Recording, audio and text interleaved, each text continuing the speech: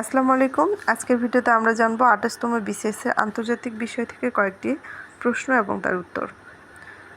এখানে প্রথম প্রশ্নটি হচ্ছে ফেয়ারফ্যাক্স কি? ফেয়ারফ্যাক্স হচ্ছে একটি গোয়েন্দা সংস্থা।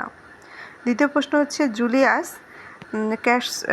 জুলিয়ার Caesar was the ruler of the Rome about. এর উত্তর হচ্ছে 2000 অর্থাৎ 2000। এর পরের প্রশ্নটি হচ্ছে দক্ষিণ আফ্রিকা কত বছর শ্বেতাঙ্গ শাসনে ছিল? এর উত্তর হচ্ছে 342 বছর। বসনিয়ায় যুদ্ধবিরতি স্বাক্ষরের মধ্যস্থতাকারী কে? এর উত্তর হচ্ছে বিল ক্লিন্টন। নাসায় সদর দপ্তর কোথায় অবস্থিত? এর সঠিক উত্তর হচ্ছে www.nasa.com। এর তথ্য মতে নাসায় সদর দপ্তর ওয়াশিংটন ডিসিতে অবস্থিত।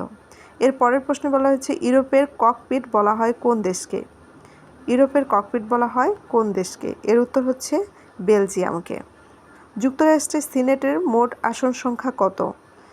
যুক্তরাষ্ট্রের সিনেটের মোট আসন সংখ্যা হচ্ছে 100টি। এর পরের প্রশ্নটি হচ্ছে the South Pole is located in the. এর সঠিক উত্তর হচ্ছে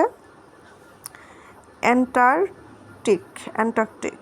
মেক্সিকো যুক্তরাষ্ট্র বিভক্তকারী সীমানা রেখা কোনটি? মেক্সিকো যুক্তরাষ্ট্র বিভক্তকারী সীমানা রেখা হচ্ছে সনোরা লাইন। হোয়াংহো নদীর উৎপত্তিস্থল কোথায়? হোয়াংহো নদীর উৎপত্তিস্থল হচ্ছে কুয়েলনুর পর্বত। ফ্রান্সের বর্তমান প্রেসিডেন্টের নাম কি?